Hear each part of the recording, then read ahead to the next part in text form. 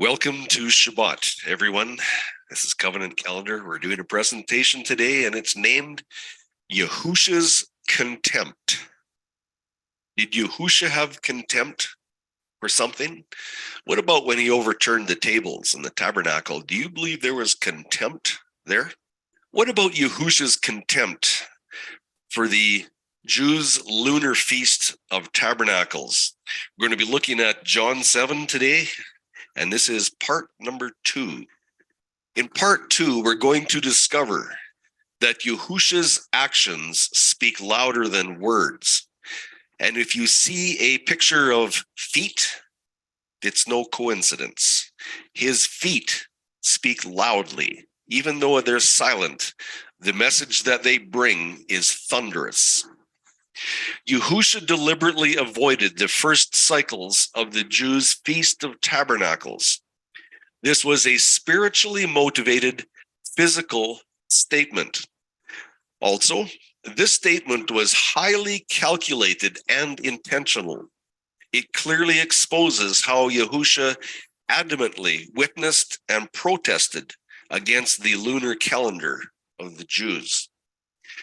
This important festival gathering for Sukkot is recorded only in John's Gospel.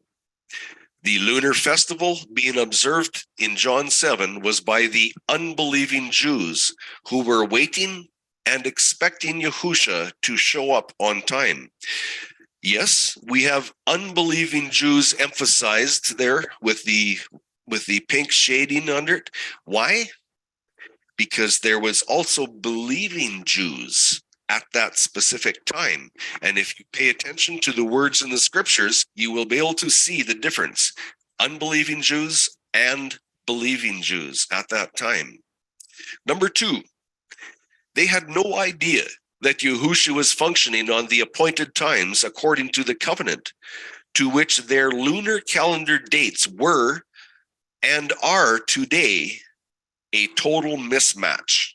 Note, because the synoptic writers did not include this important event, John was very careful to note every specific detail that will have a huge impact on the outcome of the full storyline. So let's review John 7 a bit here first. John chapter 7 starts out like this. After these things, Yahusha walked in Galilee. And for those that are unsure about Galilee, why Galilee is always mentioned? Because Galileans observed the dawn to dawn Shabbat. Continue. I'll start over again. After these things, Yahusha walked in Galilee, for he would not walk in Jewry, because the Jews sought to kill him. Now the Jews' Feast of Tabernacles was at hand. The Jews' Feast of Tabernacles? I thought Leviticus 23 says that the feasts are Yahuwah's feasts. So why is it that here John writes the Jews' Feast of Tabernacles? What is the reason for this?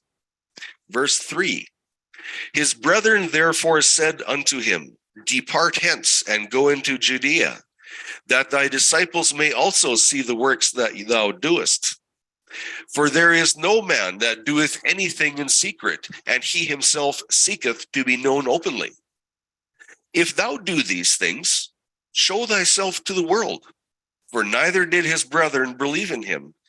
Then Yahusha said unto them, my time is not yet come, but your time is always ready. And it's not a mistake that this is emphasized in red. You're going to be reading, probably reading a lot on these today. When you're going to see it, we're going to hear it, because these are extremely important words spoken by Yahusha.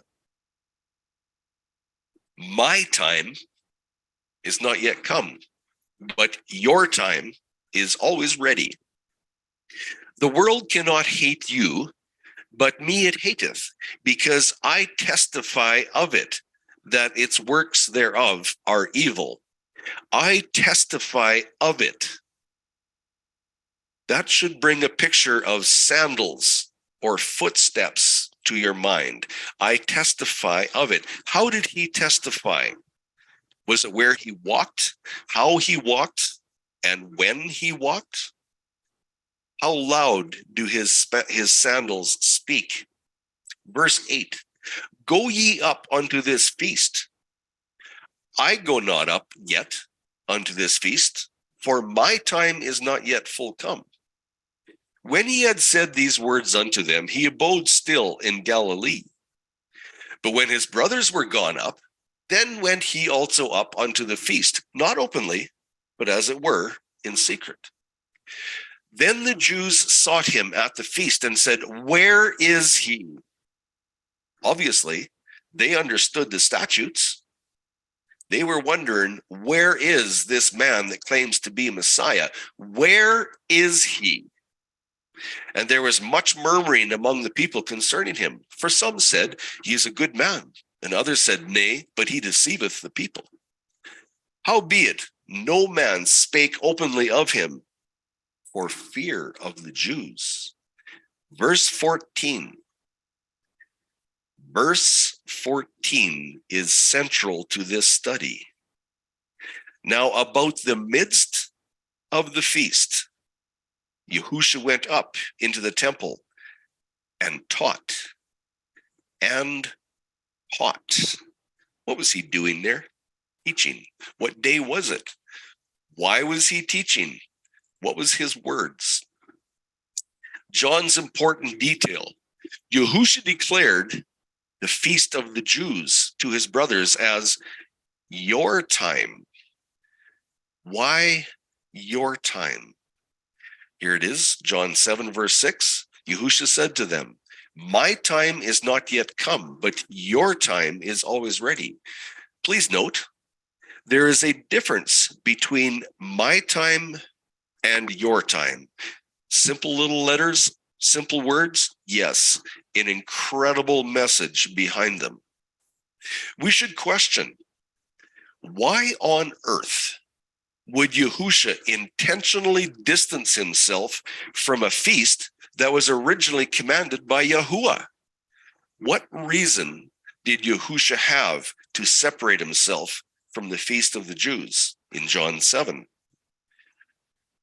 The Feast of Sukkot is a festival where all males were required to be in attendance every year. Why? It's part of the everlasting covenant upheld under the Melchizedek administration. Yahusha is today our Melchizedek, Kohen HaGadol. Do you think it was important for him to uphold the everlasting covenant? Is Yahusha required to be there too? Where? In their synagogues or in their temples? We shall see. Please pay attention to these questions. The command is for all males. And we know Yahusha was male. The statute command reads like this, Exodus 23, 14 to 17. 3 times in a year you are to celebrate a festival to me. Guard the festival of Matzot and the festival of harvest, the first fruits of your labors, which you have sown in the field, and the festival of ingathering at the outgoing of the year. Emphasis on purpose. When you have gathered in the fruit of your labors from the field. Verse 17. 3 times in the year, all of your males are to appear before the Master Yahuwah, your Elohim. All your males. Is there an exception? No. All covers every male, every living male. Under Torah, is Yahusha allowed to show up late? Can Yahusha show up late and still remain sinless? Was Yahusha in full rebellion?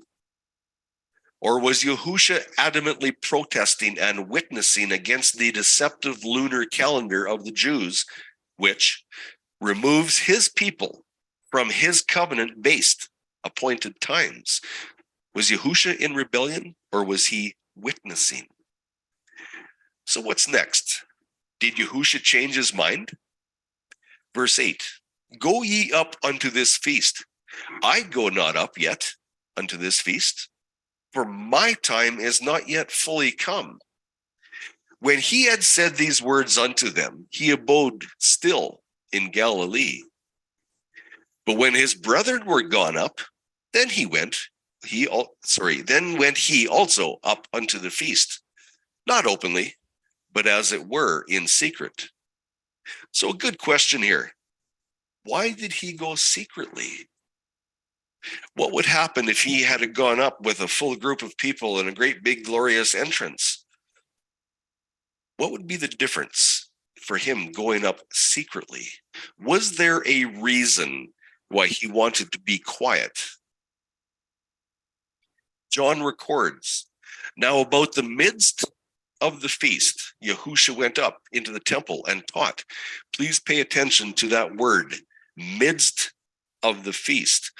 Why midst? What was he doing? What was his sandals telling us when he did not go up to the beginning of their feast? Midst of the feast. Was Yahusha late? Do you think Yahusha was late for anything? Because Yahusha is teaching in the temple, would about the middle of the feast, could that possibly be a feast Shabbat or a weekly Shabbat? Remember, this is the middle day of the 7-day feast. You see this in pink emphasized right here. And the outside days of the week, about the midst of the week. Would you be surprised to find that John is going to tell us exactly which cycles of the week qualify for the middle days?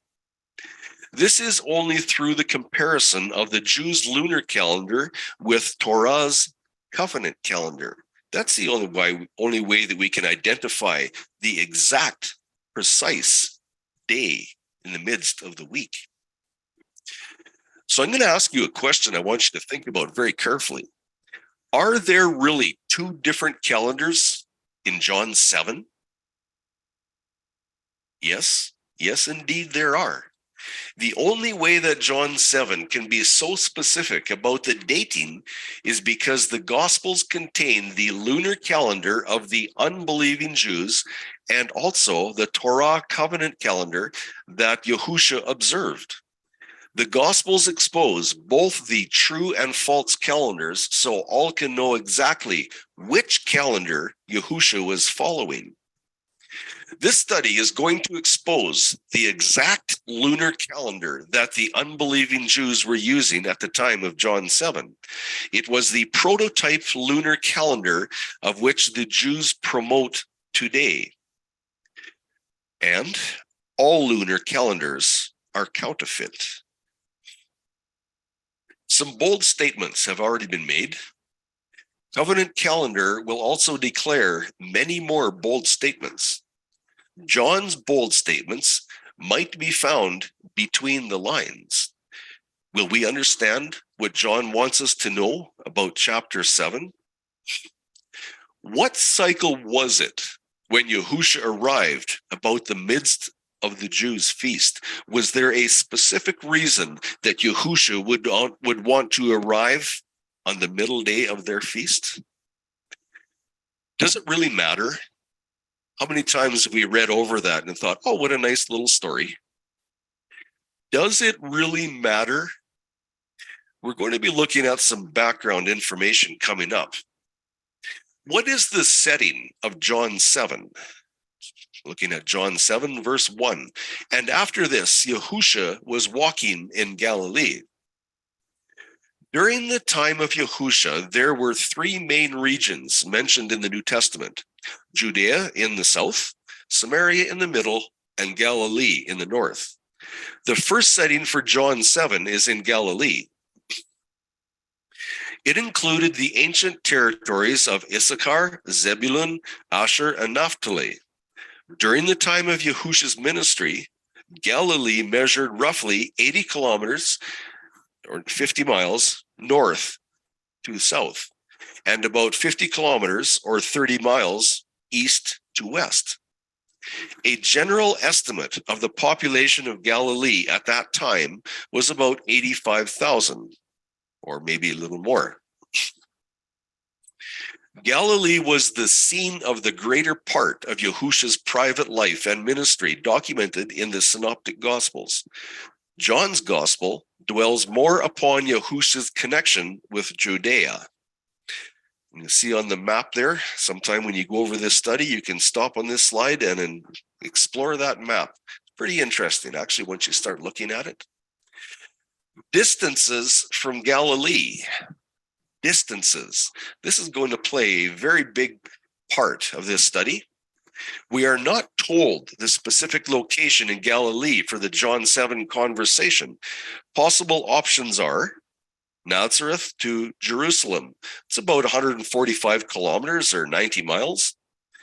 Walking between Nazareth and Jerusalem would take about 4 to 5 days at the least. Remember when his brothers said, "Go up to this feast"? They were looking at 4 to 5 days travel in that area if they were leaving from Nazareth. How about if they were leaving from Capernaum to Jerusalem? It's about 195 kilometers or 122 miles. The geography and distances involved to naturally walk this distance at 32 kilometers or 20 miles per day would be approximately 5 to 6 days. That's not just an ordinary little walk. More on Capernaum. When we consider the location of Yahusha's hometown, we generally think of Nazareth. However, the Bible record indicates that after being driven out of Nazareth, Yahusha relocated to the town of Capernaum, and that would be located on the northern shore of the Sea of Galilee, and that is for his period of his earthly ministry.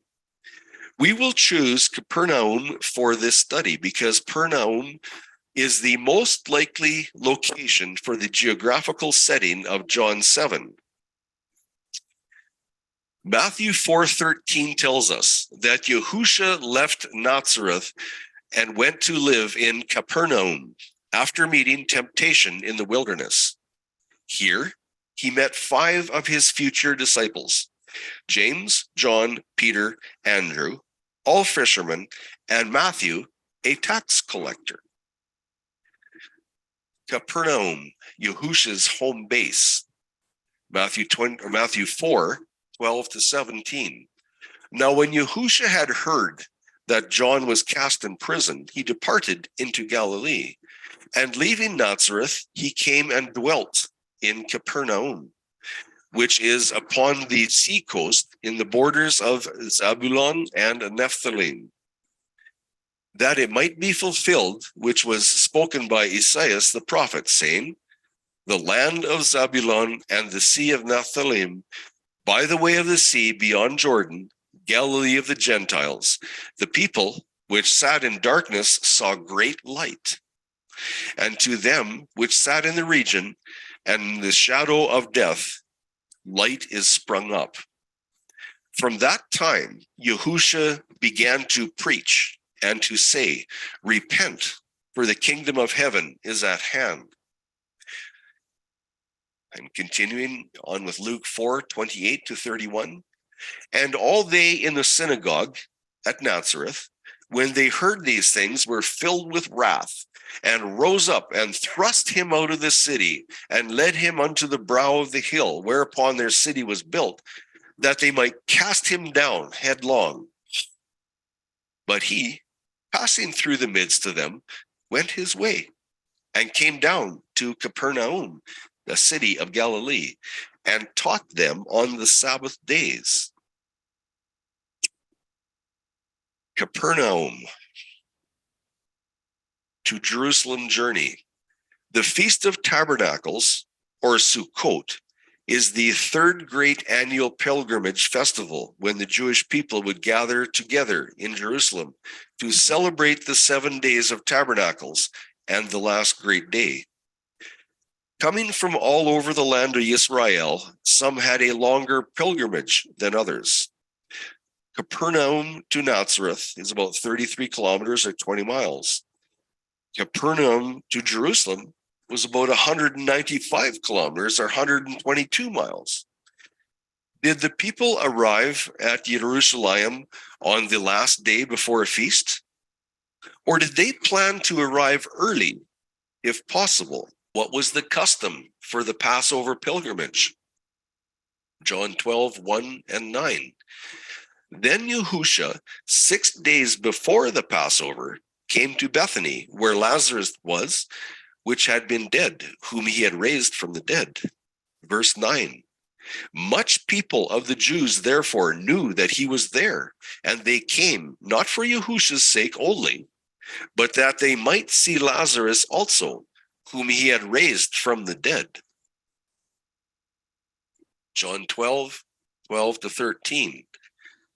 On the next day, that would be the 10th day of the first month, much people that were come to the feast, when they heard that Yahusha was coming to Jerusalem, took branches of palm trees and went forth to meet him for his triumphal entry, 4 days before Passover. And they cried, Hoshiana, blessed is the King of Israel that cometh in the name of Yahuaha. We've heard that word many times. Hoshiana, save us, please. Hoshiana, in the highest. Many of the people were early for the Passover festival. They did not want to be late. Late was not seen as a good thing for the festivals of Yahuwah. So how is it that Yahusha could be late for the festival of the Sukkot in John 7? Was late acceptable for the Messiah? What would the custom be for the Sukkot pilgrimage? What would the custom be? Some things to remember. Several festivals are found in the 7th month. The Feast of Trumpets on the first day of the month was a reminder to be prepared for Yom Kippur. Yom Kippur was honored on the 10th day of the month. Sukkot included 7 days of the Feast of Tabernacles, and that would be from the 15th to the 21st of the month. Then the last great day, Shemini Atzeret, that would be on the 22nd of the month. There was no requirement for the people to be present at Jerusalem for trumpets and Yom Kippur. So when did these pilgrimages begin? Remember, there's quite a distance for them to travel.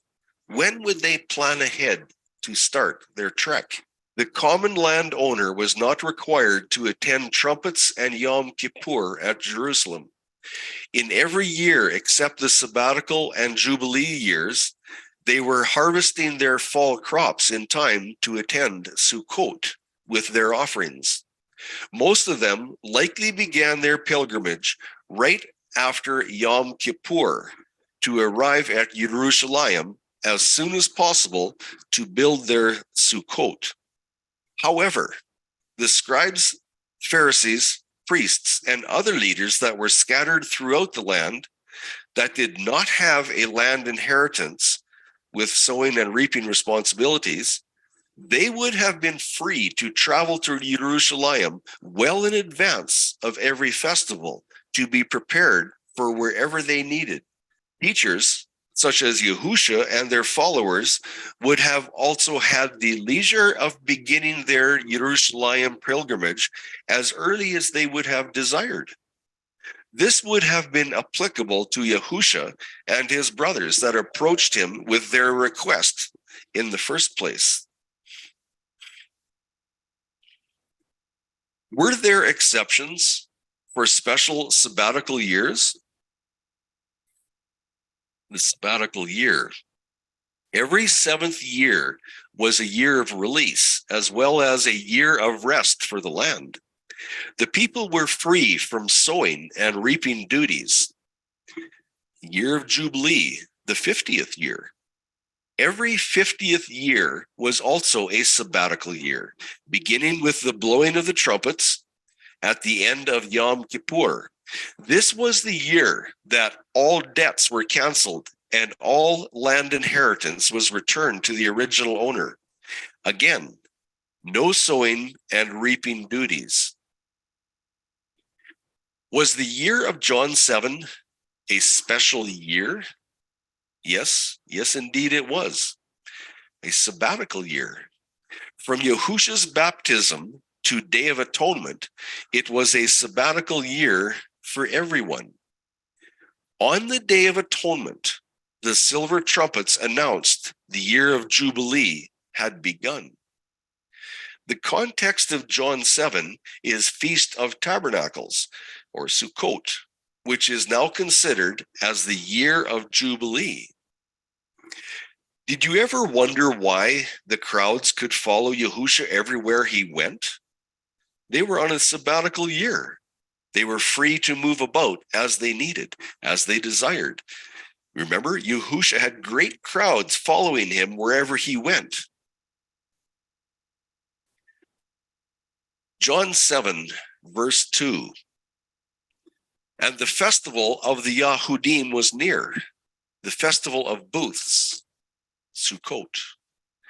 The festival of the Yahudim. Those words right there should send red flags screaming into the sky in front of your eyes, because the scriptures in Leviticus 23 declares that the feasts are Yahuwah's. He says, even these are my feasts. So who is this John person that records the festival of the Yahudim? Why festival of the Yahudim? And what is the intention? What is the message that he is giving behind this?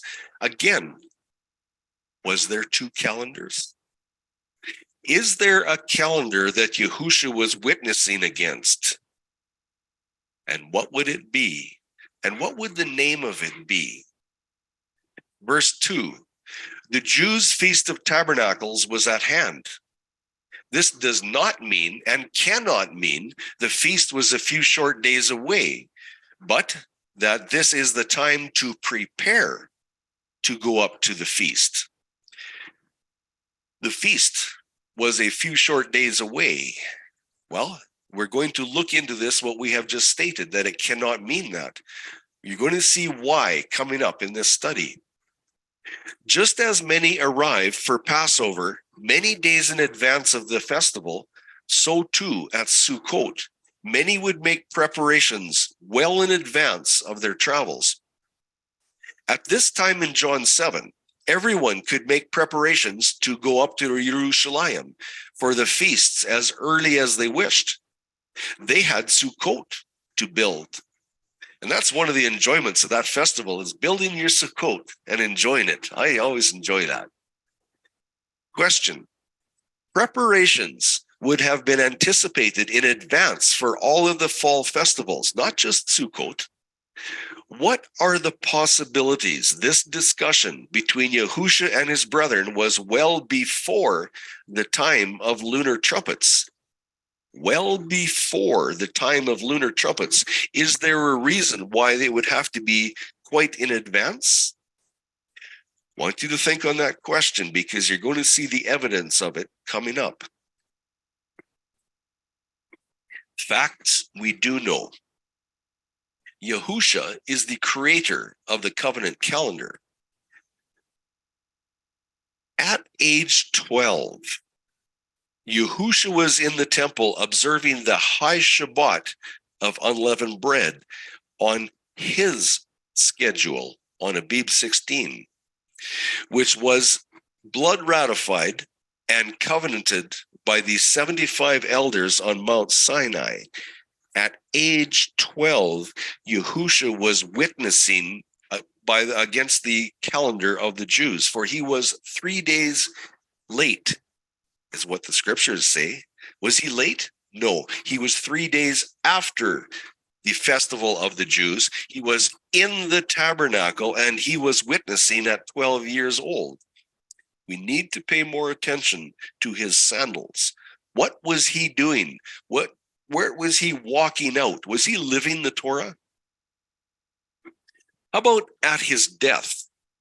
He died on his covenant Passover festival. Where was Yahusha for covenant calendars tabernacles? in John 7. I'll read that again. Where was Yahusha for covenant calendars tabernacles in John 7?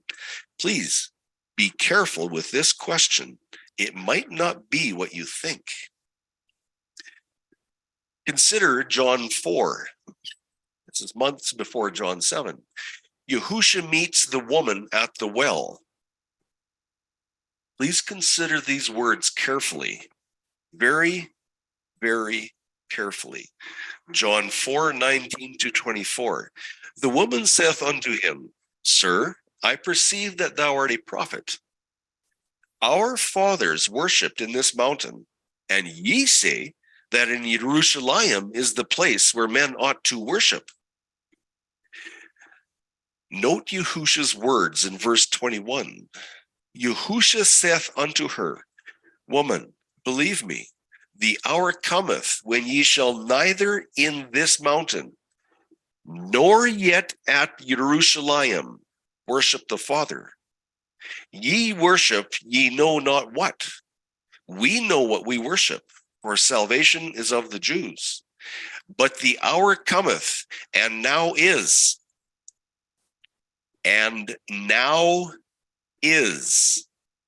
when the true worshipers shall worship the Father. How?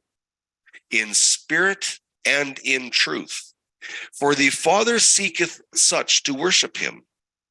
Yahuwah is a spirit, and they that worship him must worship him in spirit and in truth.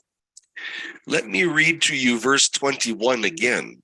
Yahusha saith unto her, Woman, believe me, the hour cometh when ye shall neither in this mountain nor yet at Jerusalem worship the Father.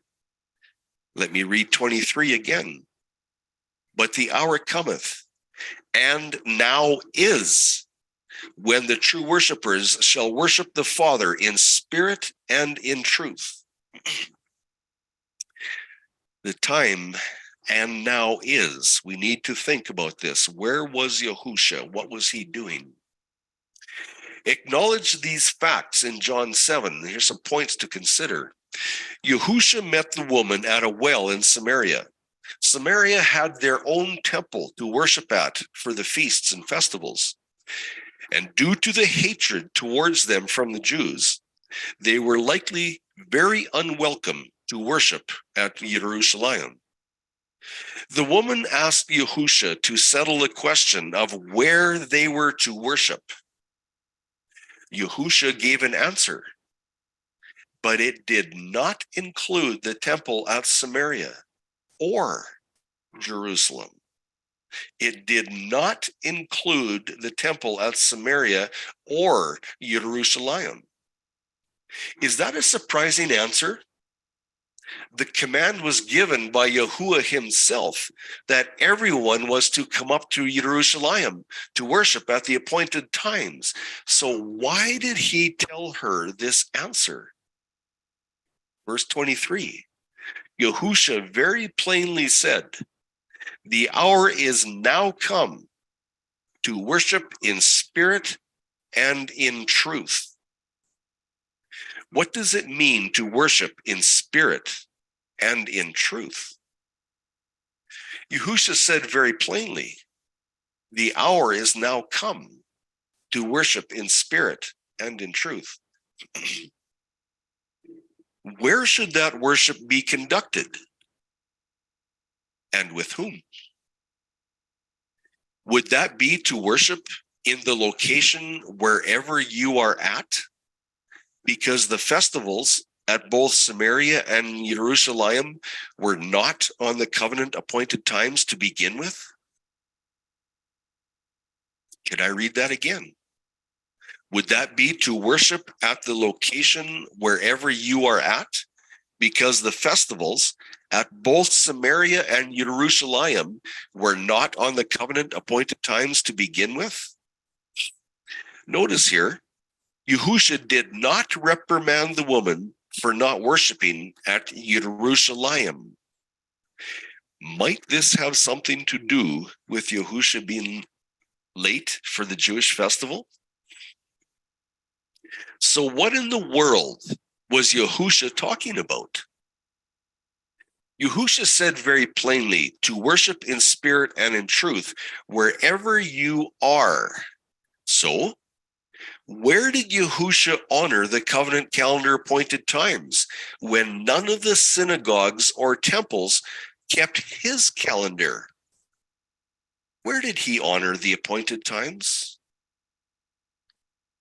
What are some facts that we do know? Young Yahusha is instructed, and then he instructs. We know Yahusha was taught the Torah by Mary and Joseph, and that would be to the best of their veiled knowledge and understanding. Veiled knowledge. We're going to see more on this. When they did not understand where Yahusha was and why he was in the temple 3 days late after the Jewish festival, did they have a veil over their eyes from the years and years, centuries of lunar system of worship? Did they have a veil that needed to be removed? Remember when Yahusha said to them, did you not know that I must be about my Father's business? Why didn't they know? Where did that veil come from? Did he have to teach his parents the covenant calendar also? Next point. Yahusha honored the covenant Passover festival at age 12 in Jerusalem. What was the young Yahusha doing? Luke 2:46-47. And it came to pass that after 3 days they found him in the temple, sitting in the midst of the doctors, both hearing them and asking them questions. And all that heard him were astonished at his understanding and answers. Young Yahusha was teaching, and it's commonly understood that Yahusha was lost because they found him. Was Yahusha lost? Yahusha, being who he is, knew history, knew the future. Was he lost? If we read clearly in the scriptures, it says that it was his option. He chose to stay behind. His sandals put him where he was supposed to be to fulfill the Torah. What was he witnessing against? What does his sandals tell you? Eventually, who was instructing and teaching? Luke 2:48-50. And when they saw him, they were amazed. And his mother said unto him, Son, why hast thou dealt with us?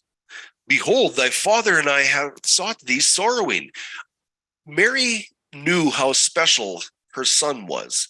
I don't think she understood the depth of how special he was, but she had a very good idea.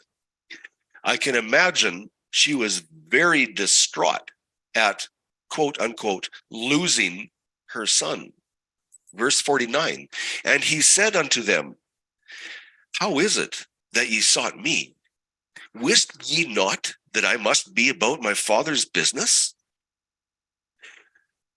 Why did they not know where he was and where he was required to be? Note the terminology, required to be. When you understand what he says, that I must be about my Father's business, he was required by statute to be in the tabernacle on that very specific day, 3 days after the lunar feast of the Jews. How is it that ye sought me? Wist ye not that I must be about my Father's business? Why don't you know? You are my parents. You are to be teaching me the Torah. Why are you asking me this question? Verse 50. Verse 50. And they understood not the saying which he spake to them. They understood not the word, the Torah, that he was revealing to them. Why did they not understand what he was saying? Would it have anything to do with centuries of the lunar system of worship? Was young Yahusha teaching or worshiping? Even though Luke records Mary and Joseph did not understand his word or Torah regarding being about my Father's business, is it possible that in the future to come, Yahusha actually taught his parents the covenant appointed times from the Torah? And when would that be? We can see evidence of that in Yaakov 1 verse 7, or verse 17, evidence that Yahusha was teaching his family the covenant calendar. Yahusha's mandates after the wilderness temptation, Luke 4:13-16. And when the devil had ended all the temptation, he departed from him for a season. And Yahusha returned in the power of the Spirit of the Ruach into Galilee. And he taught in their synagogues, being glorified of all. Mark 3:1-2, verse 5 also. And he entered again into the synagogue, and there was a man there which had a withered hand. And they watched him, whether he would heal on the Sabbath day, that they might accuse him. He said unto the man, Stretch forth thine hand. And his hand was restored, whole as the other. Two mandates to ponder here. Luke 4, verse 15 is very clear that Yahusha taught in the synagogue. Verse 15 does not say that it was a Sabbath. It could have been any day of the week. Verse 16 coming up very soon. In Mark 3, Yahusha performed healings where? In the synagogue. He was healing. Where did Yahusha honor his weekly Shabbats? It was Yahusha's custom to attend the local synagogues on the weekly Shabbat. Matthew 12:9. And when he was departed thence, he went into their synagogue. Whose synagogue? And why? To do what? To worship? Or something else? Were there synagogues in the Old Testament? The synagogues were set up very differently than the temple. Question number 2. Is this a Torah custom to worship in a synagogue on a Sabbath?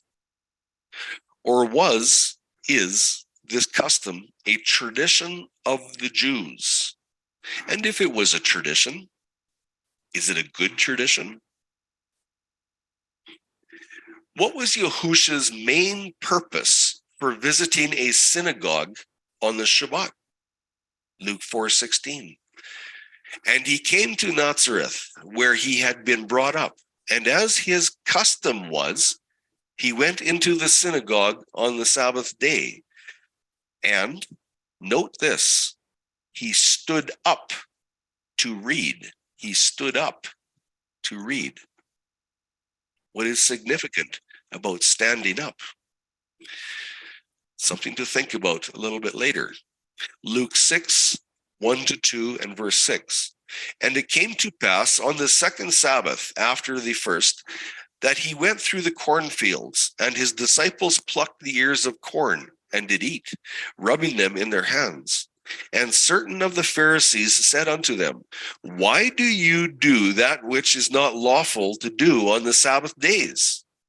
And it came to pass, verse 6, and it came to pass also on another Sabbath that he entered into the synagogue. What did he do? He was teaching in their synagogue. He entered in to teach. Why is this question about Yahusha's actions in their synagogues or in their temples even being asked?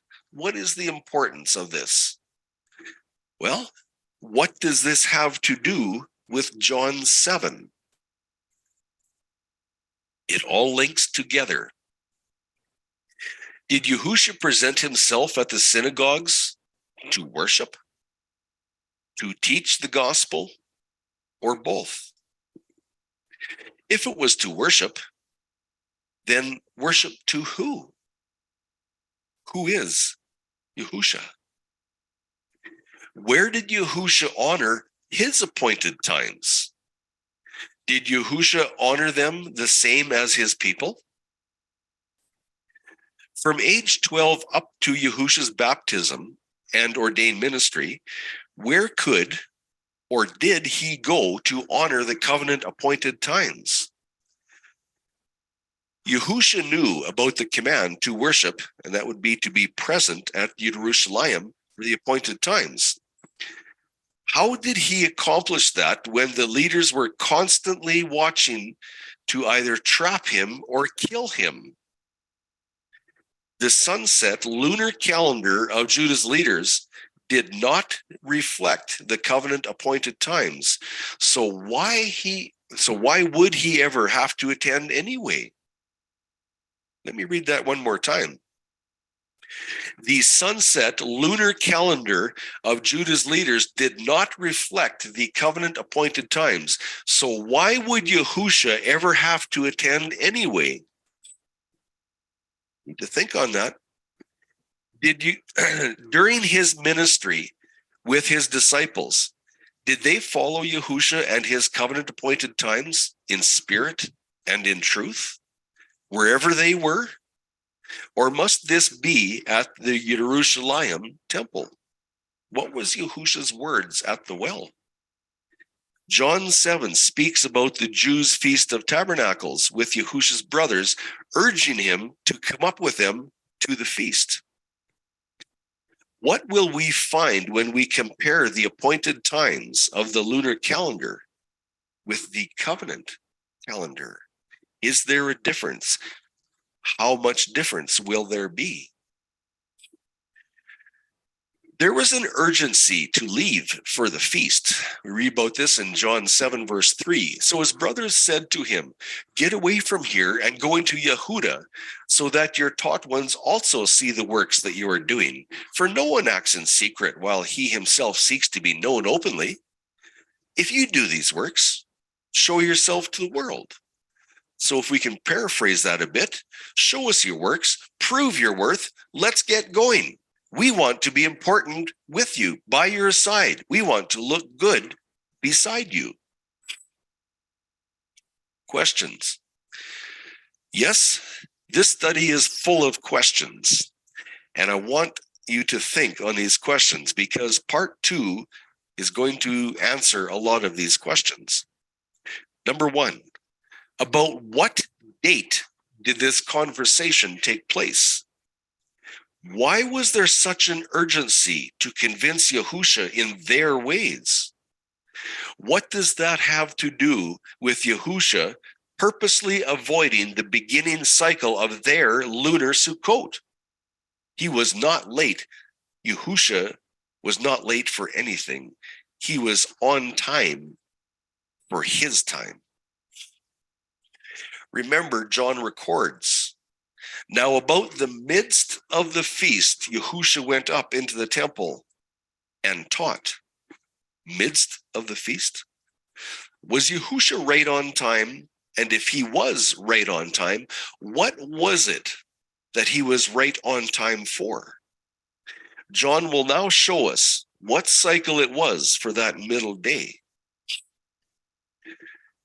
Yahusha is discovered teaching in the temple. Will John pinpoint one of the 3 middle days shown below? Will one of the days be a Shabbat? Remember, this is the middle day of the 7-day feast. We will search for the answer after a short look at the 29 of the Common Era calendar of Yisrael. Comparing the lunar and covenant calendar dates on the Roman calendar profile. This is really important information for John 7. We need to pay attention to this. Our civil world today functions using the dating on the Roman calendar, so we know when to meet the appointments, not only for man's secular dates, but also for locating scriptural, weekly, and annual worship dates. Of the many calendars in the world that lay out what each professed to believe as the correct scriptural dating for Yahuwah's festivals, right or wrong, these dates are synchronized with the Roman calendar so their followers can meet together. This is very true for the lunar calendar in this study, as well as Yahuwah's covenant calendar, as different as they are. Fully documented by Julian Morgenstern, the Jews changed their method of calculating the new lunar year in many ways. In John 7, the Jews reckoned their lunar year to begin after the Tekufa, or after the spring equinox. Note, in the year of Yahusha's Passover at age 12, the Jews' lunar calendar began before the Tekufa. There is an adjustment here. Remember in John 7 when he said, "Your time is always ready." Yahusha knew what they did with their calendar. He understood the past. He knew the future. He knew the manipulation that had been done and would be continued through the lunar calendar system. On to covenant calendar's new year is always reckoned the day after the Tekufa, or the spring equinox. This is by scriptural example. I'll read this again. Covenant calendar's New Year day or New Year cycle is always reckoned the day after the Tekufa.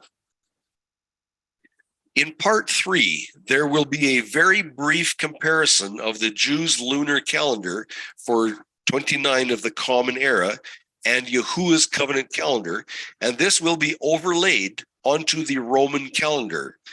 Accuracy and precision is extremely important, and we are going to do our best to portray this in a way that we can understand it. You will see where the calendar months are found for both examples and how the two calendars differ. In part 3, that would be this afternoon, note how the months begin on each calendar. In part 3, we will compare the unbelieving Jews' lunar calendar dates with covenant calendar dates. And we are going to take a break for a few minutes, get some refreshments, a drink, and maybe 20 jumping jacks, get your blood flowing, get some oxygen in your brain, because we're going to look at some pertinent details coming right up. So let's take a break for a few minutes.